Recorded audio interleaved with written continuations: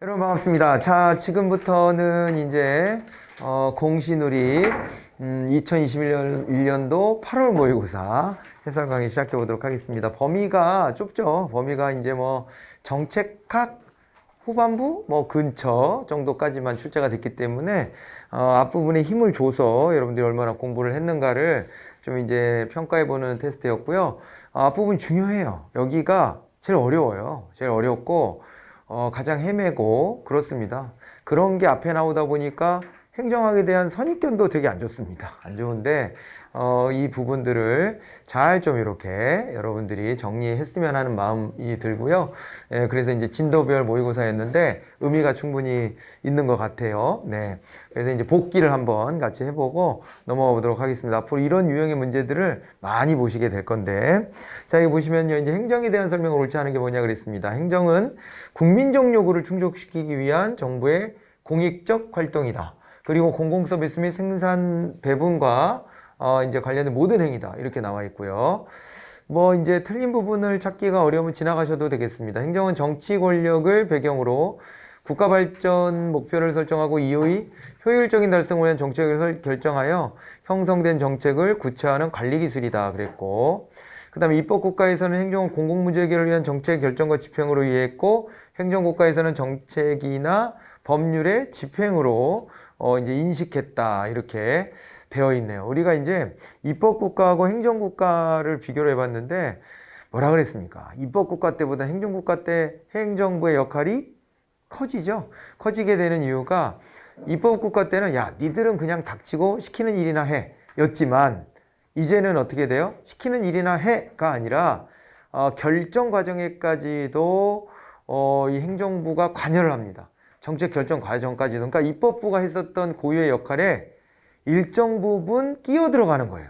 끼어 들어가는 것이기 때문에 요거 3번은 좀 거꾸로 돼 있다 이렇게 보시는 게 좋겠죠, 그죠? 네, 그래서 입법국가 시대 때에는 결정과 집행이 아니라 그냥 집행으로만 이해했고, 행정은 집행이다.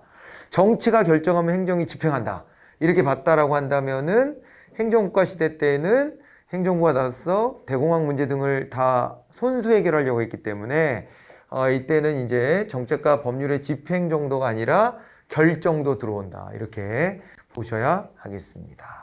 3번이 답이 되겠네요. 행정은 국가의 통치작용 중 입법과 사법을 제한 국가작용이다 이렇게 보는 견해도 있습니다. 예. 요거를 이제 상권분립 공제설이라고 해서 유럽 쪽에서부터, 그러니까 상권 분립을 놓고 입법, 사법 뺀 게 행정이지 이런 식의 접근을 하기도 한답니다. 자, 그렇게 해서 3번을 답으로 체크하시면 되겠고요. 그 다음에 행정학의 특성에 관한 설명으로 옳지 않은 게 뭐냐 그랬는데, 행정학은 실천적이고 도구적인 성격에 강한 응용학문이다 그랬습니다. 인접학문의 많은 이론을 활용하는 범학문적 성격을 갖는다 이렇게 되어 있어요. 네, 그래서 저런 걸 전문 용어로, 행정학을 전문 용어로 뭐라고도 하냐면 잡학이다 그렇게 얘기를 하죠. 잡학이다. 스스로 행정학 공부하는 학생들이 그런 얘기를 합니다. 그러니까 이것도 배워 저것도 배워 안 배우는 게 없을 정도로 사회과학을 두루두루 배우고요. 뭐 그 다음에 뭐 더 나가서 인문학 같은 것까지 건드리고 뭐 이렇게 하기 때문에 좋게 말하면 범학문적 성격이고요.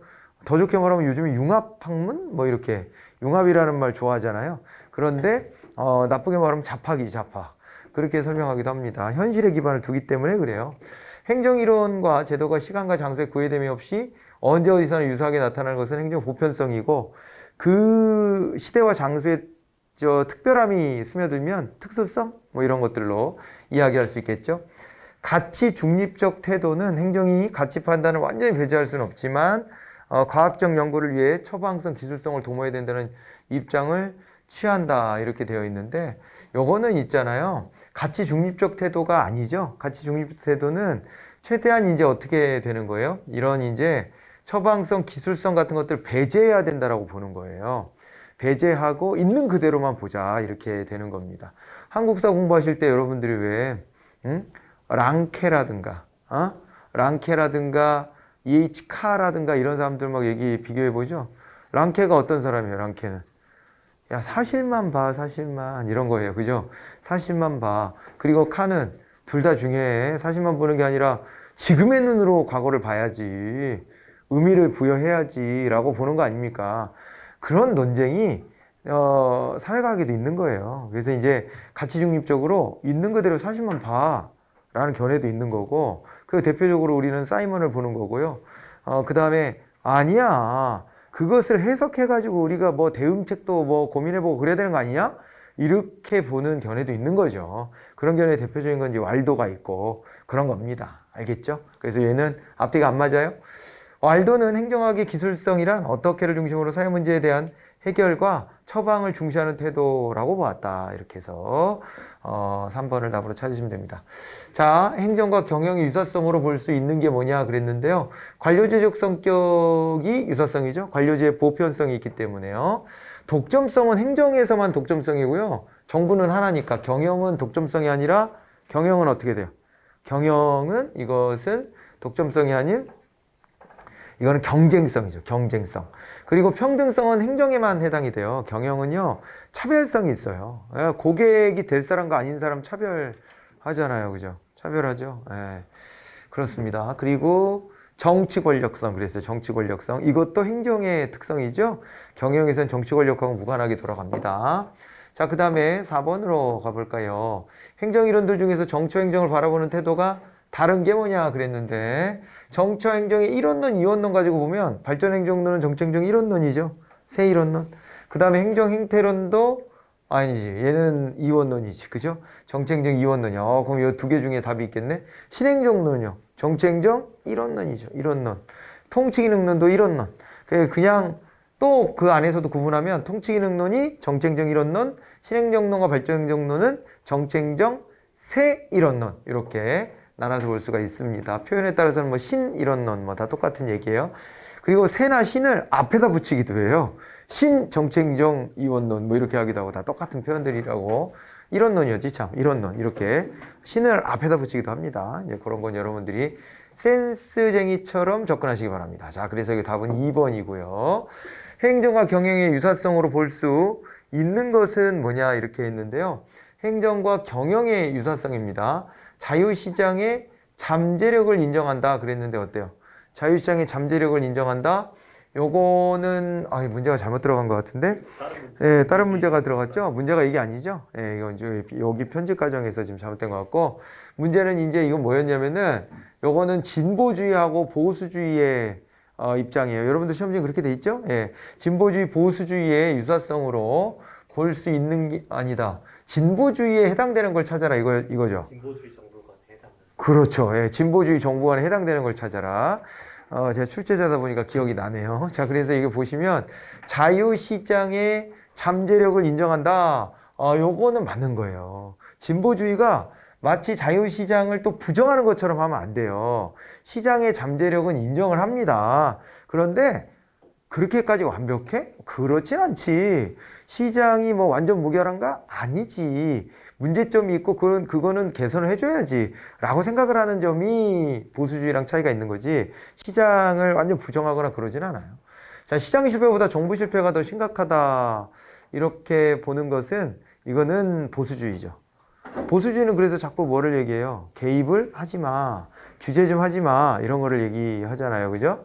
자, 그리고 경제적 규제 완화 그랬는데, 경제적 규제 완화다 이렇게 했을 때도 진보주의보다는 보수주의가 저 성격이 훨씬 더 강하고, 진보주의는 이제 경제 주체 간의 불평등 문제 같은 것들을 해소하기 위해서라도 경제적 규제 같은 것들을 선호하는 경향이 있습니다. 합리적인 이기적인 경제인도 이것도 보수주의의 인간관이 되는 것이죠. 그죠?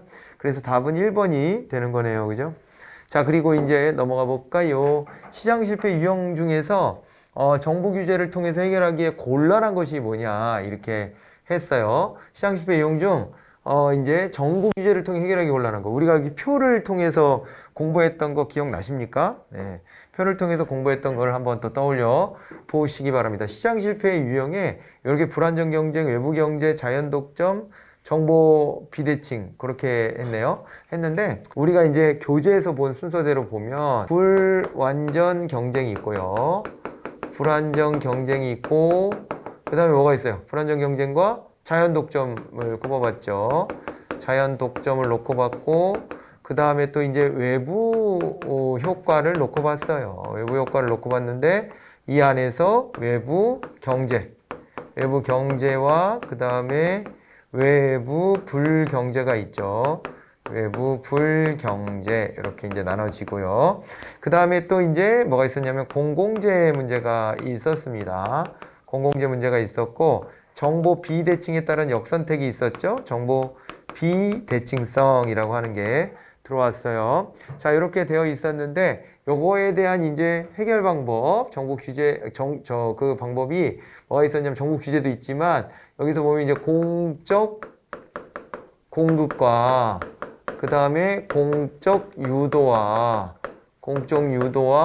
그 다음에 또 하나가 바로 정보 규제였단 말이에요. 정보 규제 이렇게 되죠. 그죠? 네. 이렇게 했을 때 불안정 경쟁은 얘만 된다 그랬고 그 다음에 이제 자연 독점은 공적 공급과 정보 규제가 된다 그랬고 외부 경제는 공적 유도, 외부 불경제는 정보 규제, 그리고 공공재는 공적 공급, 정보 비대칭은 공적 유도와 정보 규제 이렇게 표시를 했어요. 그래서 자, 문제를 보니까 정보 규제를 통해 해결하기 곤란한 게 뭐냐? 정보 규제로 되는 게 불안정 경쟁 되죠? 자연 독점 되죠? 외부 불경제가 되는데 외부 경제는 안 돼요. 정보 비대칭도 되죠? 이렇게 찾으면 되는 거예요. 이 표가 머릿속에 떠오르면 답을 쉽게 집어낼 수 있는 그런 문항이었습니다. 아셨죠? 네. 외부 경제는 틀렸고 외부 불경제라 그랬으면 맞아요. 저것도. 2번이 답이 되었겠네요. 자, 이렇게 보시고 그 다음에 그 다음으로 갑니다. 이제 넘어가라. 자, 윌슨의 규제정치 모형 중에서 고객정치 모형의 사례를 볼 수 없는 게 뭐냐 그랬습니다. 네 가지 나눴었죠. 대고기이익. 이것도 기억 잘 하시죠? 윌슨의 규제정치 모형은 이제 정책의 비용 부담자하고요. 비용 부담자가 어떻게 돼 있다? 여기에 이제 분산되어 있냐, 집중되어 있냐 이렇게 나눴고 집중되어 있냐. 그리고 이제 정책의 수혜자가 분산되어 있냐, 집중되어 있냐 이렇게 나눴단 말이에요. 그죠? 이렇게 나눠가지고 어떻게 봤냐면 여기가 이제 대중정치 모형이었고 그 다음에 여기가 고객정치 모형이었고 여기가 기업가 정치 모형, 여기가 이익집단 정치 모형, 대고기이익 이렇게 기억하시면 되는데 수입 규제는 여기 들어갑니다. 고객정치 모형의 사례였고요. 수입업자들이 수혜자인 거죠. 그 다음에 농산물에 대한 최저가격제도 농민단체, 농민들이 집중되어 있어요. 그래가지고 요거도 이제 수혜자가 집중되어 있는 고객정치 모형이 됩니다. 의사, 변호사 등 각종 직업 면허 이렇게 되어 있습니다. 이 면허를 어떻게 하라 그래요? 면허를 풀으라 그래요? 풀지 말라 그래요? 풀으라 그래? 풀지 말라 그래요? 풀지 말라 그러잖아요. 그죠? 풀지 말라 그래서 자기네들의 이익만 이제 이 직업 면허 제도를 통해서 수혜자가 되는 거거든, 자기네들이. 그래서 여기 이제 집중되어 있는 형태로 고객 정치 모형이다. 이렇게 보시면 되겠네요. 그죠? 자, 그런데 사회적 차별에 대한 규제다 이런 것들은 우리가 이제 아무래도 저것에 대해서는 사회적 차별이라고 하는 게 집단이 딱 뭉쳐있기가 조금 어려운 구석이 좀 있어요. 예, 그게 수혜자든 비용 부담자든 간에 이 뭉쳐있지 못한 경향이 있기 때문에 그런 점을 비춰서 답을 찾아보시면 되는 겁니다. 네, 그래가지고 예, 요거의 답은 이제 4번으로 이렇게 잘 찾아가시면 되겠습니다. 아시겠죠? 네, 그렇게 해서 요거는 이제 사회적 차별에 대한 규제만 아까 이제 수혜자도 분산돼 있고 비용 부담자도 분산돼 있는 대중정치 모형 여기 대로 찾아내시면 됩니다. 답은 4번이었습니다. 자, 그리고 또 지나가 볼까요? 8번입니다. 민간 위탁 방식 중에 보기의 설명에 해당하는 게 뭐냐 그랬어요. 예방접종, 방과교실, 주택 장기 임대사업, 문화바우처, 식품이용권, 노인돌봄 서비스 이렇게 해가지고 답이 어느 정도 보였어요. 서비스 구매권 이렇게 나오고 그죠? 영어로 써 있고 여기는 한글로 써 있어서 그렇지 뭘. 그렇잖아요. 그래서 그렇지 뭐 답 쉽게 바우처 찾았을 거라고 보여집니다. 4번이네요. 그죠? 컨트랙팅 아웃이다 그랬을 때는 어떻게 돼요? 컨트랙팅 아웃 같은 경우는 요거는 이제 컨트랙팅 하면 계약 방식이었죠. 얘는 계약 방식이었고 입찰 같은 거 붙이는 거. 프랜차이징 요 면허 방식이고요. 그 다음에 이제 volunteer 이랬으면 자원봉사 방식이겠죠, 그죠? 네, 그렇게 되고요. 그 다음에 이제 바우처 이렇게 됩니다. 영어로도 저렇게 나와요, 문제가. 네, 그래서 연습 한번 해보시고. 그 다음에요, 행정관리론의 특징으로 적절하지 않은 게 뭐냐 그랬는데, 행정관리론은 초기 행정학이고요. 공사행정 이론론이죠? 맞죠? 과학적 관리론에 기반을 뒀죠? 행정학의 과학화, 행정원리주의 이런 게 나왔는데, 행정의 과학학은 거리가 멀어요. 행정학의 과학화 말고 행정원리주의까지는 맞죠. 행정원리주의가 조직의 원리, 이런 거랑 관련이 있는 거였죠, 그죠? 그렇게 되고, 여러분 이제 행정의 과학화에 기여하는 것으로서, 우리가 공부했던 게 뭐뭐가 있었나요? 행정학의 과학화에 기여했던 게 뭐뭐가 있었죠? 네, 행정학의 과학화에 기여했던 게, 여기가 이제 행정 행태론에서부터, 행태론하고요. 그 다음에 개방체제 이론들이 있어요. 네, 개방체제와 관련된 이론들이 보통 이쪽으로 많이 들어가요. 환경이라는 것도 고려했다 뭐 이렇게 되기 때문에 이 안에서 보시게 되면은 크게 세 가지 비교행정론이라든가 거기서부터 씁시다. 미안. 이거부터 썼어도 상관없어요. 지우지는 마세요. 요거 이제 생태론이 있었죠. 생태론. 순차적으로 보면 생태론이 있고 비교행정론이 있고 체제이론이 있죠. 체제이론. 뭐 순서는 상관없어요. 자, 그래서 이런 것들이 튀어나오면은 이제 행정의 과학화랑 관련이 있어요. 저기 이제 개방체제이론 그랬을 때 또 공부했던 애가 발전행정론이 있었는데 발전행정론은 행정의 과학화랑 거리가 멀어요. 네? 네, 그건 행정의 과학화랑은 거리가 멀다 이렇게 보셔야 됩니다.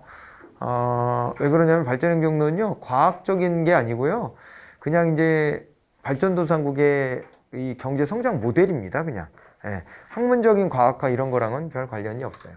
자, 그래서 이렇게 해가지고 마무리를 하시고요. 자, 그 다음에 넘어가 보도록 하겠습니다. 10번입니다. 자, 신행정론에 대한 설명 옳은 것이 뭐냐 그랬는데 새로운 행정 이념이죠. 그래서 신행정론이에요. 신행정론이고 기존의 행정 이념과 다르다 이런 얘기를 한 거죠. 사회적 형평성 강조했다. 맞는 얘기는 1번이 바로 형평성 강조했다. 시민을 고객으로 인식했어요. 그런 면에서는 신공공관리론하고 똑같거든요. 공통점이에요. 그런데 이걸 하는 신공공관리론과 유사한 이론적 틀을 제시했다. 이거 이렇게 보기는 어렵죠. 반대적 입장이에요, 사실은. 내용은 반대적인데 시민을 고객으로 인식했다는 것만 공통점이에요. 그렇게 보셔야 됩니다. 그래서 요거 이제 2번은 이제 틀린 얘기고 1960년대 미국 사회 내 문제를 효과적으로 해결하기 위해서 관료제를 전제로 행정인의 능동적 역할을 요구했다고 했는데 틀린 얘기죠. 관료제를 전제로 한 것이 아니라 있었을 텐데 그죠? 기억나세요? 관료제를 전제로 하지 않고 관료제의 문제점을 지적을 했죠. 왜냐하면 관료제는요 시키는 것만 하는 거거든. 세부적인 업무들이 다 나눠져 있어 갖고 시키는 일만 합니다. 그 시키는 일만 하기 때문에 그 시키는 일만 하는 것 자체가 어떻다는 거예요? 시키는 일만 하는 것 그 자체가 이를테면 이제 창의성을 저해하는 거예요. 관료들이요. 이 문제 중심적으로 접근해가지고 이 문제를 어떻게 해결해야 되지? 이런 생각을 해야 되는데 그러지 않고 너무 디테일하게 자기한테 주어진 전문화된 일만 하는 거지. 그걸 비판했습니다. 그래서 관료제를 전제로 했다. 이게 틀린 부분이에요. 그죠? 이렇게 보셔야 되고 정부의 주도하에 사회 문제 해결을 강조한 이론이다. 후진국에 적용하기 용이하다. 이 뒷부분이 또 틀려요. 후진국에 적용이 안 돼. 미국 사회의 문제 극복하기 위한 대안으로 이게 고민됐지. 이 뭐 결코 후진국이나 이런 보편적인 어떤 모든 국가에 적용되는 이론으로 만들어진 개념은 아닙니다. 미국의 진보주의하고 관련이 있는 것이라고 보셔야 돼요.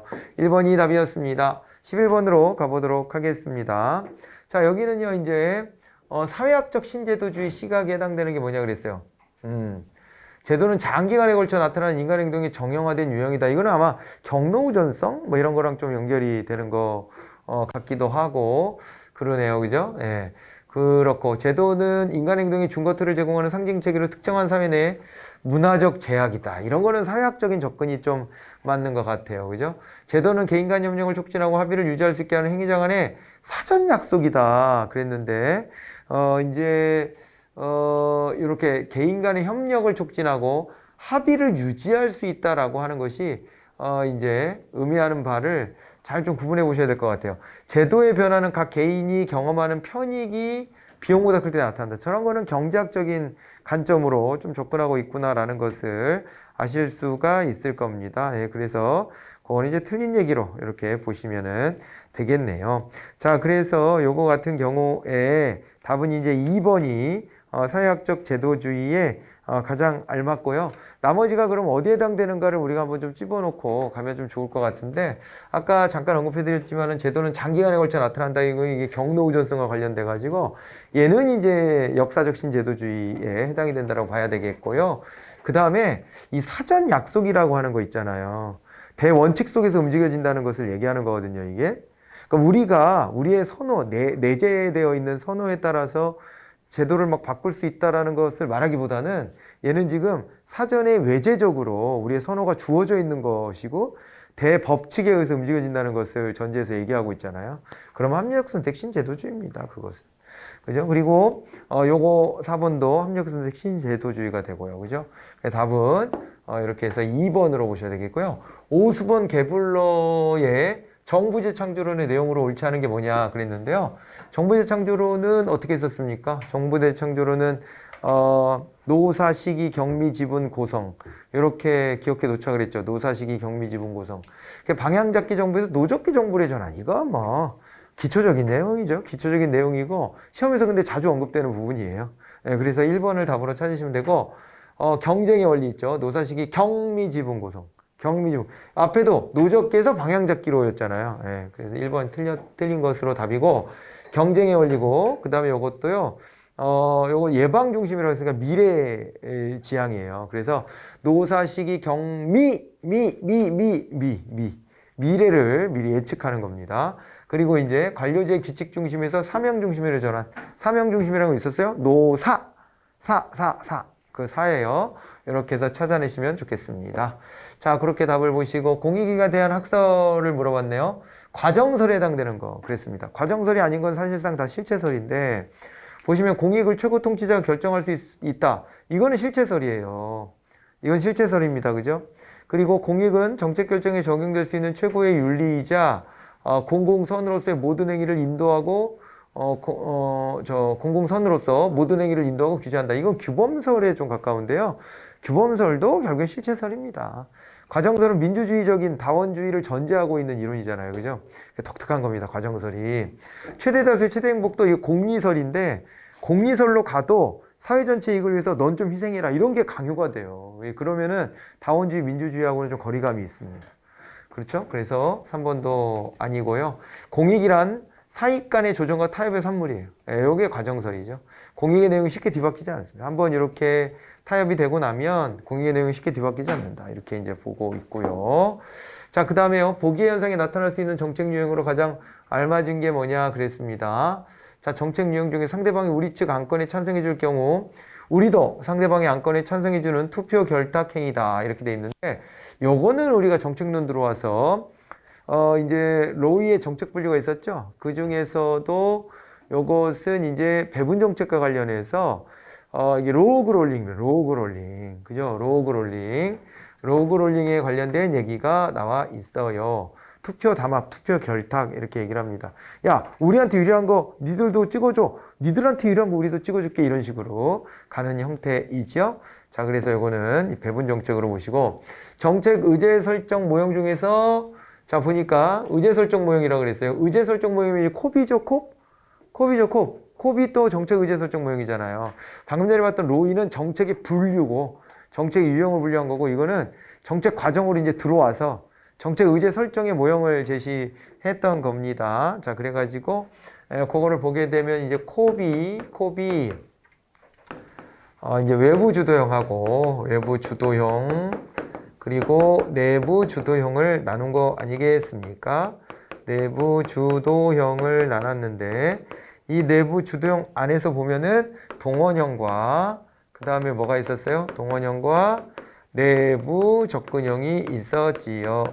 내부 접근형, 음모형 이렇게 부르는 게 있었습니다. 콥이 제시한 게 이런 정도가 될 텐데 자, 여기에 해당하는 유형이 뭐냐 그랬습니다. 정부 내의 정책 결정자들의 주도로 채택되면 얘는 아웃이네요. 그죠? 정부의 PR이 나왔다. 거기 끝났네. 동원이란 말도 아예 나왔어요. 그죠? 민간을 동원하는 방식으로 의제를 설정하는 모형이다. 주로 정부의 힘이 강하고 민간 영의 힘이 취약한 후진국 정치 체제에서 나타난다 그랬기 때문에 이건 이제 동원형으로 답을 그대로 찾아가시면 되고요. 구치경은 메이라는 학자가 이 세 가지에다 하나 더 덧붙인 건데 저거는 정부가 추진하고 싶어. 그런데 여론도 받쳐줘. 그럴 때 이제 여론을 등에 업고 이 일을 추진할 때 구치경이라고 이야기를 하는 거였었어요. 자, 그렇게 하시고요. 자, 그 다음에 이제 넘어가 보도록 하겠습니다. 신엘리트론에 대한 설명을 옳지 않은 게 뭐냐 그랬습니다. 바흐라우와 바라츠가 1962년 권력의 두 얼굴에서 무의사 결정론을 근거로 다원론을 비판하면서 등장했다 이렇게 되어 있어요. 신엘리트론 그죠? 예, 권력의 두 얼굴 무의사 결정론 맞는 얘기네요. 무의사 결정은 정책 의제 설정 과정에서 나타난다 그랬습니다. 맞죠? 그래서 1960년대가 의제 설정론이 막 이제 유행하던 시기로 가는 거예요. 그죠? 그렇게 보시고 정책 결정 이후에는 작동하지 않는다. 이게 틀려버려. 이게 왜 그러냐면요. 자기네가 정책 의제 설정 과정에서부터 무의사 결정을 통해 가지고 자기네들 이익에 반하는 것들이 막 밀려 들어올 때 그걸 차단하려고 하는데 맘대로 안 될 때가 있는 겁니다. 맘대로 안 돼. 밀려 올라와. 그래도 민주주의잖아요. 또 심지어 밀려 올라와 그러면요. 정책 결정, 집행 이 과정에까지 계속 쫓아다니면서 방해하는 거예요. 그래가지고 2번이 답이 되는 거네요. 무의사결정의 방법에는 특혜부여, 박탈 이런 것도 있고 편견의 동원, 은폐, 지연 전략, 지배적 규범의 강조, 적응적 흡수 등이 포함된다. 여러 다양한 방법이 있었습니다. 저렇게 무의사결정은 정책 문제 채택 과정에서 지배 엘리트들이 자신들에게 안전한 이슈만을 논의 대상 삼는다. 그래서 이 가려져 있는 얼굴이 있다 이렇게 얘기했던 거죠. 가려져 있는 얼굴은 자기네 이익에 반하는 것을 배척하는 그런 힘이다. 엘리트들은 그런 작용까지 한다. 이렇게 얘기했던 이 바르바라츠의 신 엘리트론 꼭 기억해 놓으셔야 됩니다. 자, 정책 네트워크 모형으로 들어가세요. 정책 공동체에 해당하는 거. 이건 로우즈죠? 로우즈의 정책 공동체 이론인데 이익 집단, 전문가, 언론, 비조직화된 개인 등 모든 이해관계자가 행위자로 참여하며 참여자 구성이 이슈에 따라 수시로 변동하는 이거는 정책 공동체가 아니고 저거는 이슈 네트워크 이론입니다. 해클로. 이슈 네트워크 누구나 다 참여할 수 있다. 뭐 이렇게 본 거죠.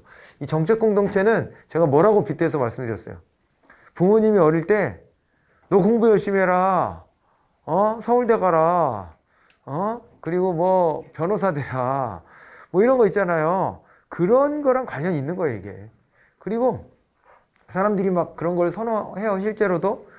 뭐냐면 뭐 교수, 직업적으로 교수, 뭐 언론인, 뭐 또 뭐 고위 관료, 또 뭐 정치인 다 선호하는 직업들인데 그런 게 다 뭐예요? 그런 게 다 보면은 이게 정책 공동체 구성원으로 들어갈 수 있는 자기들끼리 자원을 나눠주고 자원을 또 공여받고 이럴 수 있는 관계가 형성될 수 있는 힘을 가진 사람들이란 말이에요. 그죠? 이 사람들이 실제로도 정책 결정 과정에서 봤을 때 어떻게 한다는 거예요? 정책의 의제 설정 과정에서부터 그때에서부터 영향력을 행사하더라. 뭐 이런 얘기를 이제 이론한 게 로즈였어요.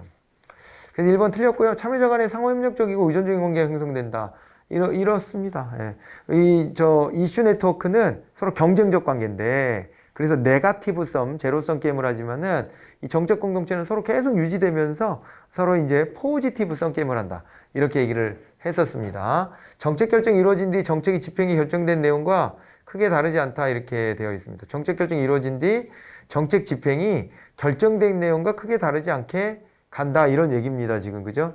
정책 결정이 이루어진 뒤 정책의 집행이 결정된 내용과 크게 다르지 않은 방향으로 가게 된다 라고 보는 거예요. 그러니까 이슈 자체를 이들이 선점하고 이들의 입장이 반영돼서 정책이 결정될 것이기 때문에 집행 과정에서 큰 뭐 어려움은 없을 것이다 이렇게 보고 다양한 요구가 반영되고 정책 합리성이 제고되며 정책 혼란을 방지할 수 있다. 뭐 그런 거는 가능하죠. 예. 그렇게 해서 쭉 받으시는데 이제 1번이 잘못됐고요. 여기 구성원들은 이제 좀 유동적이라기보다는 여기에 이제 구성원들로 탁 자리를 잡게 되는 경향이 있습니다. 보기의 설명에 해당하는 정책 결정 모형 뭐냐 그랬는데 정책 결정 이해관계 당사자들의 정치적 타협의 산물이다. 그리고 그 다음에 종래 결정 수준의 부분적인 순차적인 수정되지 약간의 향상된 수준에서 이루어진다. 이런 얘기들 나온 거 보니까 점중 모형이네요. 그죠? 점중 모형. 정치적 합리성과 관련이 있어요. 그래서 다원적인 민주사회. 이런 표현이 가장 이제 어울리는 표현이 됩니다.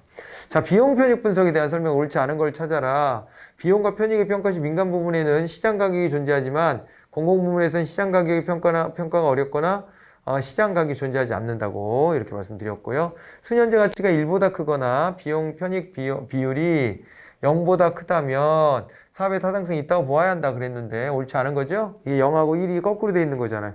거꾸로 기준이 NPV가 0 기준이고요. 미시 레이셔가 1 기준입니다. 예, 그래서 틀렸고 할인율이 낮으면 장기적 사업이 유리합니다. 그죠?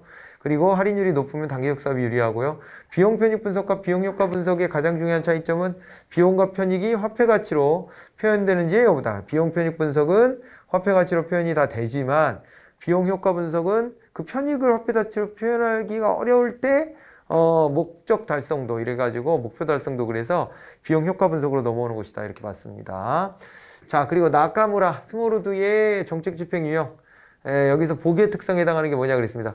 이게 고지협재관 아닙니까? 고지협재관.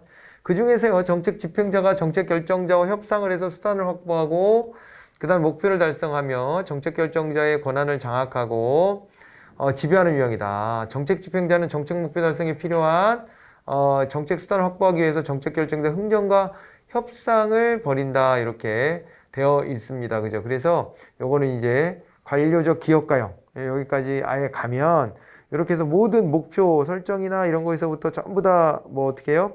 전부 다 이제 집행자가 다 주도한다 그렇게 얘기를 했었어요. 그죠? 네, 그런 과정이 나와 있어서 답을 4번으로 꼽아보시면 되겠습니다. 자, 이렇게 해서 준비된 모든 문제를 마무리를 지어 봤습니다. 수고들 하셨고요. 네, 다음 달에는 나머지 진도들을 좀 봐야 될 텐데 후반부의 진도가 이제 범위로 들어오게 될 거예요. 네, 그렇게 아시고 따라오시면 되겠습니다. 고생하셨고요. 네, 다음 또 모의고사 때 만나 뵙도록 하죠. 수고하셨습니다.